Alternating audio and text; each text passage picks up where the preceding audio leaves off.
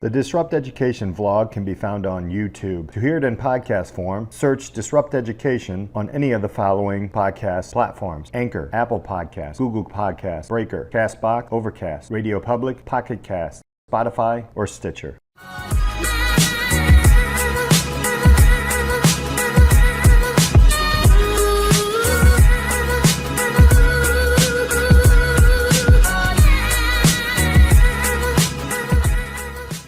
Welcome to this episode of Disrupt Education. I'm Peter Hostrasser, the host. I have two amazing superintendents with me today, Dr. Lubelfeld and Dr. Polyak, and I don't know where to begin. Who wants to go first? Tell them a little bit about who you are and what you're doing these days. All right, so we're going to do age before beauty. All right, good evening, everybody, or good day, good morning. It doesn't matter. Wherever you are, we are.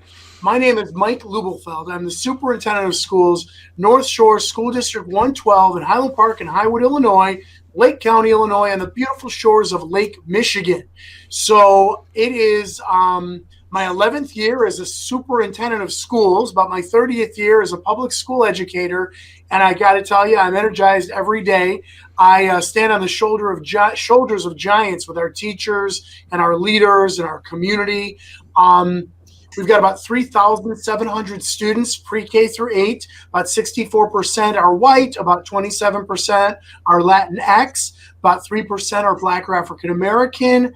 Some children are of Asian descent and all of that. We've got about 1 in 4 of our children are in the dual language 2-way immersion Spanish-English program. It's an amazing school district full of innovation, and during this pandemic, it's been full of creativity, resiliency, humanity, and innovation. So I'm really proud to be here tonight. Oh, man. Thank you so much. Thank you so much. Dr. Polyak, Leyden, talk to us. Yes. So whereas Mike is situated on the beautiful shores of Lake Michigan, Leyden is situated on the beautiful runways of O'Hare International Airport. I'm the proud superintendent for the Leyden High Schools. I've been there for the past 8 years. I've been a superintendent for the last 12. And to mirror Mike, I've been a public educator for 22 years now. Started my career as a high school math teacher way back in the day. Leyden's an amazing, amazing school district. It is a cultural and linguistic melting pot. We are about 70% Latinx, 29% white, but our white students speak over 30 languages. They're from about every Eastern European country you can think of, a lot of first and second generation students in our schools. And 2 high schools, 3,500 students, and really just amazing people. It's a wonderful place to work, and just love going in every day. Honestly, I feel like I'm a kid in a candy store right now, because I if anybody has read anything about either of you, you are definitely leaders in education, and in that journey to get to where you are. I wanted to just ask, so what was now, Nick, you talked a little bit about being a math teacher. We'll start with your path in education. So what was that like, and how does one become a leader of a great school district like Leyden? I started my career at the Lincoln Way High Schools. I grew up in Joliet, went to Joliet Catholic, went to Augustana College for my undergrad. First day there, met a girl, was dating her within a week, and then proposed to her the day before graduation. And so we've been together 21 years now, which is pretty awesome. But got my start teaching math. I was a tennis coach, a soccer coach, was encouraged to become a dean of students, and did that for a year, became an assistant principal. And then I went into the central office. One of the unique career paths is I was never a principal. I went from assistant principal to central office, working with curriculum and data analysis. And then we up and moved the family down to the Peoria area, and I became the superintendent for Illinois Valley Central Schools in Chillicothe, just north of Peoria. Mm-hmm. So we lived there for 4 years. And then 8 years ago, I had the chance to come up to Leyden. Along the way, obviously, I got a master's degree and picked up my doctorate at Loyola. One of the more unique career path pieces that I had, though, is I've also been a school board member. So when I worked in a high school district early in my career, I got on the school board for the elementary district where I lived. So I've actually spent 4 years on a school board as well. Those are thankless jobs, but they're definitely needed as well. So very cool to see both sides of the action. Mike, how did you get to these beautiful shores? I'm telling you, a lot of paddling and a lot of kayaking. No, so I grew up in Des Plaines, Illinois, and I went to Maine East High School in Park Ridge, and I spent my college years at the University of Illinois Chicago, National Luce University, Loyola University Chicago. So I've really been pretty much around the airport and the city for my entire life, born and bred. I started my teaching career in 1993 at Bensonville's Black Hawk Middle School. And because of amazing leaders there who just created cool opportunities for me, I was a social studies coordinator, K-8, .2 and a teacher .8 in my second year of teaching there. So I had a taste of administration while I was a full-time teacher, and I had an understanding of how to do board and presentations and stuff. So my experience there was pretty cool. And a lifetime mentor, Jim Newland, who was a longtime assistant principal at Blackhawk, really sort of gave me life coaching and got me into administration preparation. In 1997, an opportunity presented itself at Elm Place Middle School here in Northshore School District 112. And I came here as a teacher, social studies, 8th grade and 6th grade, greatest job ever. And I had my administrative credentials. And there were other great people here that just kind of provided leadership opportunities for me. And I tossed my hat in the ring to be the associate principal in 1998. And I've been an administrator ever since. So I was an administrator of a 4-8 middle school, which transitioned to a 5-8 and then a 6-8 middle school, and became principal there. So I taught there, associate principal. Then I moved over to the central office as assistant superintendent for personnel services. Now, if that wasn't crazy enough, I then chose to dip my toes in the water as superintendent, and I went to Norwich. So I went to the historic Penoyer School, and I was superintendent pre-K-8 of a one-school district, and had an amazing board and amazing time. My wife and I were then raising our children in Deerfield. Then an opening came up in Deerfield, and a guardian angel sort of, pointed me in that direction. And I went to Deerfield, was superintendent for 5 years. Then an opportunity presented itself that called me back here to District 112 8 years after I left, and now I've been superintendent here since 2018. So it's been quite the wild ride. Along the way, Nick and I became friends. We started on this crazy adventure of doing leadership training, leadership development, book writing, speaking, service trips. Oh my God, we've been so blessed and so fortunate, and really just so excited to continue this journey with this guy. Oh, I love that. Let's jump into that partnership, because you all are writing. You've done a lot of. What's interesting is we're in a pandemic now. We're adjusting quickly through that. Y'all were doing this before. We connect. Mike and I connected. I've known Nick, the unlearning coach or the unlearning leader, right here, right? So writing this book, and when you go through this is the Twitter, like you were before the Twitter explosion, and I do know a little bit more about Leyden than I do about District 112, but Nick, you led a lot of the technology rush of going one-to-one and the just basically in front of the curve. What I wanted to do is let's start here. And maybe I know there's stuff before this, but what got you into thinking, and what were some of the first projects that you did that were outside of the norm, if you will, in your schools? Well, Peter, you kind of teed up the digital revolution. Leyden was one of the first 3 school districts in the country, in the world, to go one-to-one with Google Chrome and Google Apps back in 2012. And kind of thrust us into this relationship with Google, where they were sending educators from all over the country, all over the world, to come visit us, because we were where you could come to see it happening. Mm-hmm. And so we started offering summer symposiums and quarterly site visits, and had these teams coming in from all over the place to see what we're doing. We could learn from them, they could learn from us. And it was really fascinating to break down the walls of the world in that way. We tend to live in our little silos and associate with our districts that are next to us, that look like us and sound like us. And Leyden had this opportunity to connect with the world And so it was just really this explosive growth moment for us in so many ways. I'll stop there, Mike, and send it your way. So let's go back to July 1st, 2013. It's my first day of superintendent of schools in the Deerfield Public Schools where I lived, and I was raising my kids and everything. And we've got this excitement, this incredible teaching force, this incredible leadership team, a really great board, and the desire to go just a little bit further in terms of innovation. So I go to turn on my computer and I go to Twitter, and it was blocked. And so I said, hey, hi, everybody. Who do I call if something's blocked? So I called the tech people. They're like, who are you? I'm like, I'm the new superintendent. Good to meet you. They're like, yeah, well, I don't know about that. So they checked it out, and they realized that we were going to unblock Twitter because we were going to start to unblock everything. And, we then freeze, fast forward and talk about the mission statement. Hey, everybody, who can tell me the mission statement? And all the principals are like, no one. Okay, let's look at the mission statement. It's probably really good because smart people wrote it, and they are smart, and they did write it. We gleaned out of it 3 words: engage, inspire, empower. And we decided that Engage 109 was going to be the hashtag.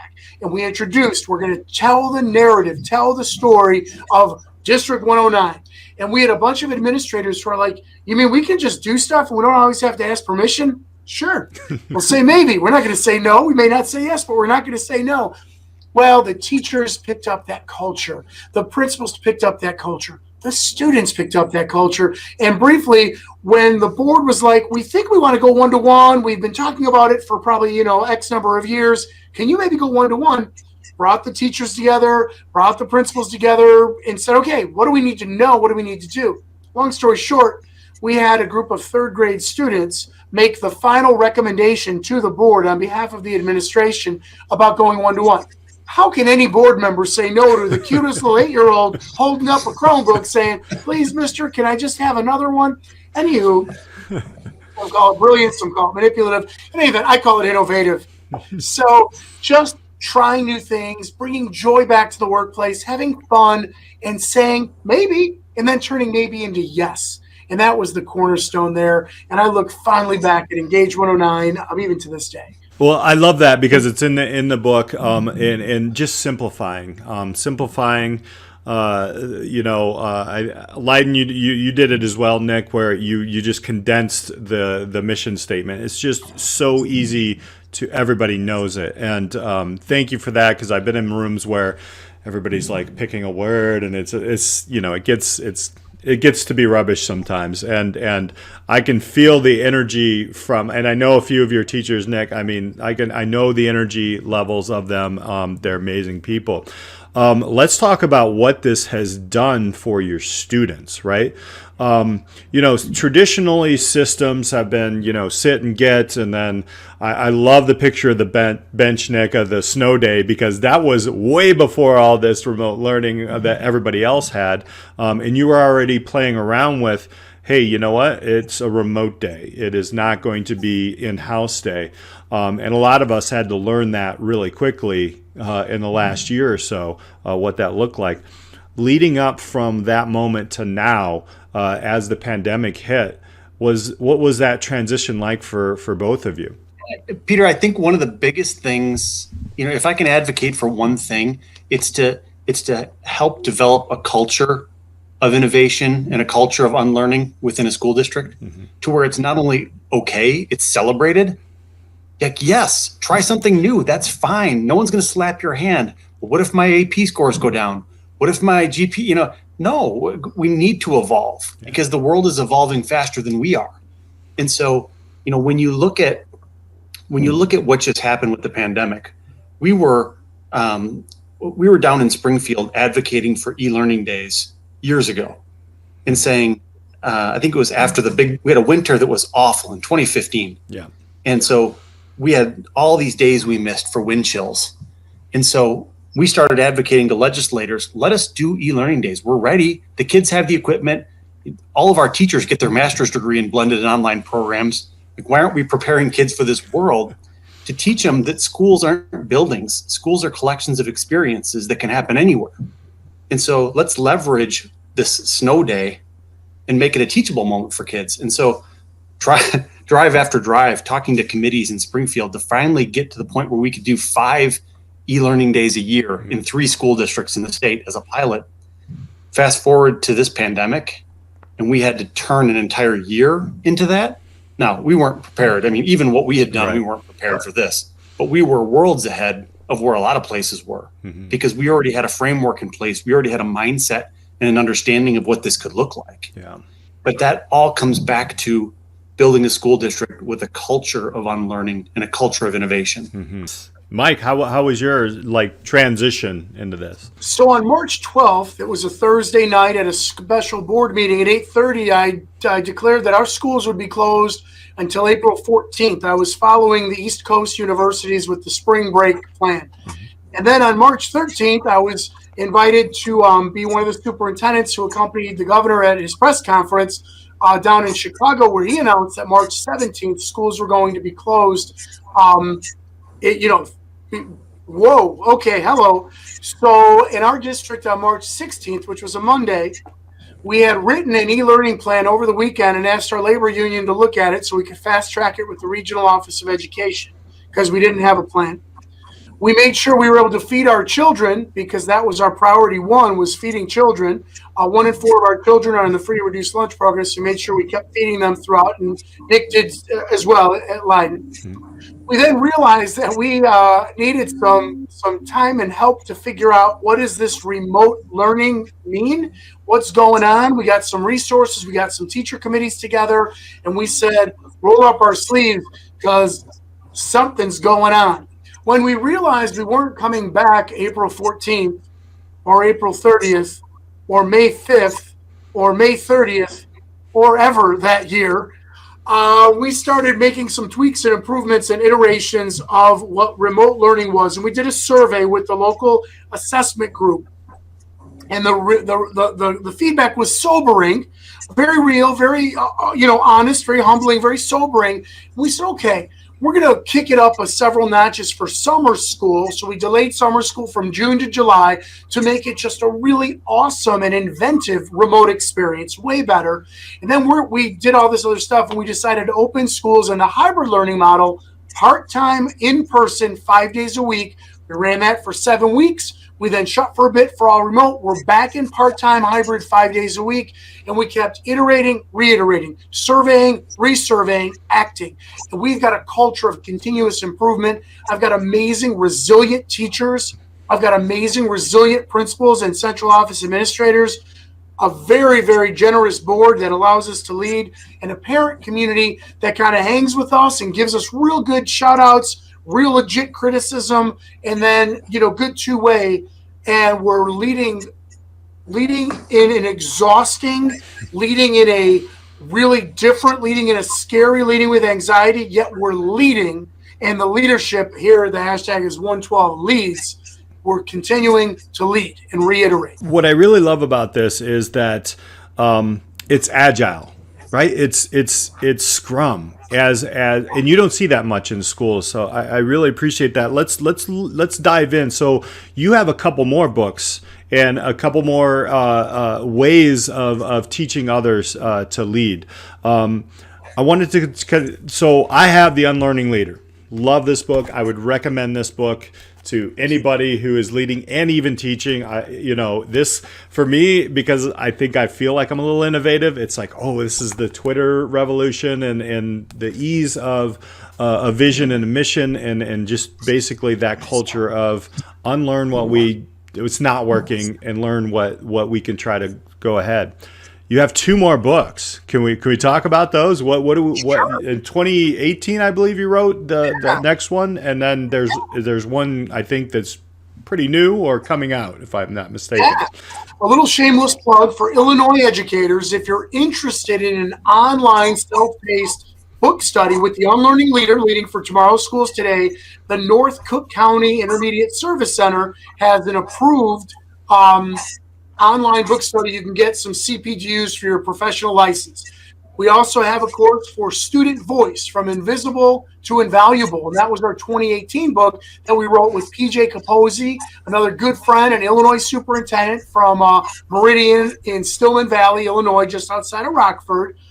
And then in May, we've got our latest project, The Unfinished Leader, school leadership framework for growth and development. So Nick and I, and also Nick, PJ, and I, we find writing to be cathartic. We find writing to be a way to get our messages of leadership out. And Nick and I right now, and PJ would admit the same thing, we cannot emphasize enough. We lead with incredible people. We are so grateful to the others with whom we lead, the leaders, the teachers, the students, the parents, the boards. Because of them, we're able to facilitate learning and culture, and we're able to facilitate creating innovative experiences because people let us and people do the great work. Mm-hmm. We're humbled by what they allow everyone to accomplish. So we don't want to take all the credit. You know what I'm saying? Right, we're really proud of this stuff, and it's really fun to talk with you. But, student voice from invisible to invaluable talks about how 3 superintendents and schools all across the state with voice from students, high school students at the time, and principals, talk about how students can be our partners in leading. School design. The schools are built for the kids, right? So, superintendents usually get to talk to architects and have fancy meetings. Well, what we did, and we share it in the book, is some of the vignettes include having students meet with the architects. So talk about career day ×2. And we had students help create elements of design for the learning spaces, and some of those were actually incorporated into the design. So I'll stop there, kind of letting Nick talk about where he wants to go, but thank you for bringing up the books. We really appreciate it. I don't think we ever wrote the books really to sell a bunch of books. Like Mike said, it's a cathartic process for us to share and to kind of just put it all out there. In the Student Voice book, I tell the story about adding student board members at Leyden. And, specifically, we had a day where, and they get all the same communications. They're in every conversation, everything we talk about, they're right there with the 7 elected board members. But we had one day where we were batting around the idea with the board about getting rid of class rank and valedictorian and salutatorian. And that can be controversial in some communities because people hold on to what they know. It's hard to unlearn. And, the students, one of the board members turned and asked the students, what do you think? And they said, well, my friends and I, we take classes based on what's going to get us the highest GPA, not necessarily the classes we're passionate about or what we want to pursue. So we've got this vast course catalog and all these career pathways, and kids are taking classes to game the system. And they said, we think we should get rid of it. The board members looked at me and said, why haven't we been doing this forever? Like Mike said, nobody built the buildings for the adults. Like we never said we need some really nice buildings for adults to go work in. Like, no, it's all about the kids. So fast forward, the pandemic hits, and Mike and PJ and I kind of needed something to take our mind off the crazy. And so we wrote what ended up becoming the Unfinished Leader. And it was this idea that, people often talk about, I want to be the best version of myself. Well, we said there is no such thing as the best version of yourself. There's only the next version of yourself. And so we're never finished. We need to be on that continuous. As long as you can accept the fact that you're never finished, it's okay to have faults. It's okay to grow and learn. It's okay to be humble and vulnerable. And so really challenging people to think long-term, about, and even to understand that when the day comes that I hang it up and I'm no longer a superintendent and everybody forgets about me and somebody else steps in, I will have taken the place as far as I can, but I never finished it. I just hand it off and somebody else carries it even further. So that's kind of what we're trying to get across in the new book. I absolutely love that. I'm going to coin a term here, and it's probably going to be your next book. It's superintendpreneurs. There we go. Nice. All right. Nice. So there, yes. I'll write friend. the forward. That's what I love, and I think the passion that you bring with the entire community, and that is something that I've learned the hard way of trying to do things my own, and I really appreciate the fact that it is the community. It is all the stakeholders, and especially for a business teacher like me, it's the client, right? The student voice, but not just being heard, but acted on. Wow. Oh my gosh. I want the recording of that kid saying that, because I want to just shoot that everywhere, by the way. So what are some of the biggest pieces of advice that you would give to Man, let's go with school leaders right now. Whether you are a dean, a department chair, a principal, maybe assistant superintendent, even a superintendent, in times like these, because I know personally from you all and a couple other superintendents that I'm colleagues with, it is super, super hard. How do you keep yourself going? What are some of the advice that you have for administrators? Well, the biggest piece of advice is to stay humble and listen to Tim McGraw's song, Humble and Kind, and really listen to the lyrics, and really listen to the words. Do not take yourself so seriously. We're not all that. We're simply doing our stuff. We're regular human beings. We're not the concept of our role, whatever our role is. You're a human being first and always. Try to be skillful, not to be willful. Just because we may be smart, and just because we may have experiences, and just because we may even be right now, or may have been right in a similar situation, a different circumstance, do not impose your will on someone because of your title. Be open, be humble, be willing to listen, and work together with others, and have a kindness and a compassion to understand that in this time of pandemic, we as Americans, we as people are feeling the emotion of despair, which is not in our DNA. And it's not an emotion that our people or our culture is accustomed to. I think the last time despair was felt on a grand global scale was during the Great Depression. And that's 4 generations ago. We don't understand it. So understand right now in this pandemic, there's a lot of information flying at people real fast, 100 miles an hour from every angle. Just find your center, take a deep breath, remain consistent with your core values and your ethics, always and only. Listen, be humble, be kind, and be strong. Nick, what do you think? So what happened here, Peter, is Mike just stole my talking points. I did. So, that's why I went first.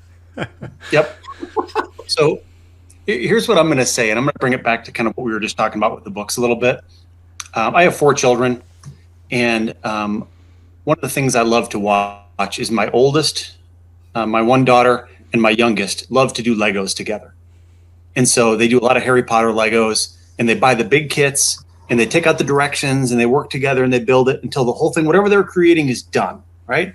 And I think we as humans, we as administrators and leaders, teachers, we like that certainty of taking a task from beginning to end, to seeing the completion and get that that feeling of, oh, I completed this. Well, the world we're living in, if we compare it to the Legos, every time you look back at the directions, they're changing, and they tell you to get a piece out of the bag, and you look and it's not there, and you're supposed to try to make it or invent it, and you just keep putting them together, and you're never done. Like there's never an end to the project, and so that can be frustrating.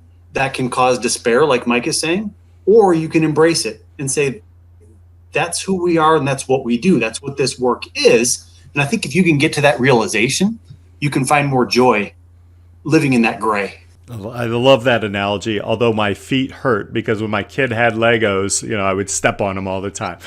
But yes, absolutely.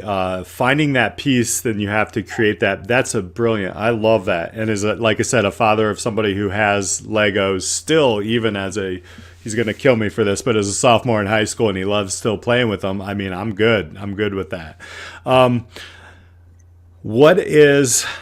If you can pick 1 or 2 bright spots of something that has been innovated in the last from March 16th on, is there something that you can highlight that, hey, somebody else out there may want to try this? I'm so proud of our teachers, our department chairs, our administrators. They created something brand new for us that we're calling ELO, Extended Learning Opportunity. And it was born out of kids having to do all this virtual learning, and we're seeing higher failure rates than normal. Failure rates we never would have seen without a pandemic. And so what do we do? What do we do with this information? Well, our departments went and created these extended experiences, 2 weeks or 4 weeks for English, for math, for science, and said, listen, Peter, you got a 45 in my class. Instead of making you retake the whole thing or putting you in an online credit recovery course, we want you to attack this extended learning opportunity, and they were filled with personalization for the kids. They could find their own passion to show their knowledge base in that content area. And we've had wonderful success rates where kids are recapturing credits and getting to move on with their education instead of being in this cycle of remediation. And so the learning for us was, why haven't we been doing this forever? You know, post-pandemic, this makes so much more sense than what we've always done in the past. So it's going to be a silver lining for us to better our process and to carry that forward. Fantastic. Student-centered is amazing. Wow. We'll be on the phone soon talking more about that. That's wonderful. Mike, how about you? I'm going to give a shout out to physical education and health and wellness teacher Rob Johnson at Ravinia School in Highland Park. Rob teaches kindergarten through fifth graders. He invited me on a virtual kindergarten PE class. And let me tell you how inventive, creative, and amazing Rob is and his students are. So imagine like 18 kindergarten students, 5 years old. It was pajama day. It was really cute, really fun. Rob is on Zoom, and I'm on there. We're saying hello and everything. And he's like, all right, we're going to play hide and seek today. Remember, I'm going to create more breakout rooms than there are you. You've got 2 seekers you're going to hide. But when you find someone, you're going to do 20 jumping jacks or 20 burpees or 20 squats. So all of a sudden, that was their warm-up. That was their calisthenics. They did that for like 5 minutes. Then they did another activity. So the inventive, innovative, creative, taking the virtual learning, being in front of a screen, and really, really having the juxtaposition of physical fitness and education with kindergartners. Rob is an example of the creativity going on in every classroom in District 112 and every teacher, pre-K through 8. And I just want to give a shout out that's resiliency, creativity, and just pure excellence. And it was pure joy. So I'm going to shout that out right now for an example. Silver lining. Yes, that's wonderful. One takeaway, do you think, beyond like these awesome things that you're doing, and this might be a tricky question because you are disruptors of education in a good way, innovators, unlearning leaders. What do you think is going to change? And this is purely speculation, but what do you think is going to change, what needs to change going forward, even in innovative organizations like yours? Exponentially accelerated growth rates and change. We turned on a dime and we kept turning and turning and turning and reiterating and getting it better and better and better. We collaborated. We took the voice of the teacher, the voice of the student, the voice of the administrator. We can keep going like this. We have no excuses now not to make improvements. I'm going to say this is more of a wish list item, but I would love to see us in the education community and in the world in general redefine success for kids in schools. You know, I get frustrated if you ever look up a realtor website and look at ratings of schools, you know, and if you find a high rating, you can pretty much guarantee that's going to be a pretty homogenous, pretty affluent community that has high ratings for the schools. And so I think we've just put the emphasis in the wrong places because those simple metrics don't show the kind of growth that kids have. They don't show the career pathways that they undertake and find their passions. They don't show, you know, where kids make connections with teachers and change the trajectory and direction of their life. And there's no great ways to capture those things, but I wish that we could have a better way to define success that more accurately reflects what happens in our schools. All right, where can people find the Unlearning Leaders, the superintendpreneurs? We spent a lot of time on Twitter. So I'm at Mike Lubelfeld, MikeLubelfeld. Nick and I coordinate suptchat, SUPT chat, suptchat. The first Wednesday of every month at 7 p.m. It's open to everybody. It's not just for superintendents. That's on Twitter. It's free. We're also on LinkedIn, Voxer. Our books are available at Amazon.com or at our publisher's website, Roman and Littlefield. We're both available by email, and even probably smoke signals will probably find us. So wait, Mike, those are all great things. You didn't actually answer his question about where to buy the books, but I don't promote that. You do. Peter, if your listeners are interested in leadership Mike and I are blessed to teach the Aspiring Superintendent Academy for the state of Illinois. We've been able to do that for the past 6 years. We'd love for folks to come join us for a week in Springfield to really see the job behind the scenes and try to demystify the job for folks. We teach that class nationally for AASA. Mike and I lead the Transformational Leadership Consortium, which is a group of really forward-thinking school districts from across the country. And we go several times a year to see some of the coolest things happening in schools. And so if people want to connect with us for any of those things, we would love it. Mike? Wow, Nick, you're right. Nick and I have also been blessed to travel internationally for leadership to Australia, to China, to the Dominican Republic, and to Puerto Rico, which is American, but it was really exotic. So I'll just say, we've done some service trips and some speaking and some leadership. So we're very, very proud and fortunate to have each other, to have these opportunities. And if anybody needs any advice for anything leadership, we'd be happy to pick up the phone or Zoom or whatever.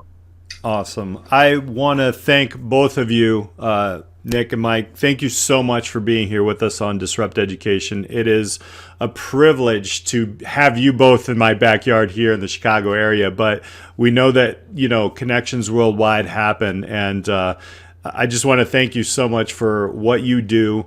And also, I know I said this even before the podcast, but it's been one heck of a year in going forward, and the decisions and the things that you all had to make and are still making. Thank you. Thank you for doing what you do. Thank you. It's an honor to be here. Pleasure to be here. Appreciate that. We've got to be kind to one another, and we can make it. So thank you. Awesome. Thank you all for listening to Disrupt Education. We'll catch you next time.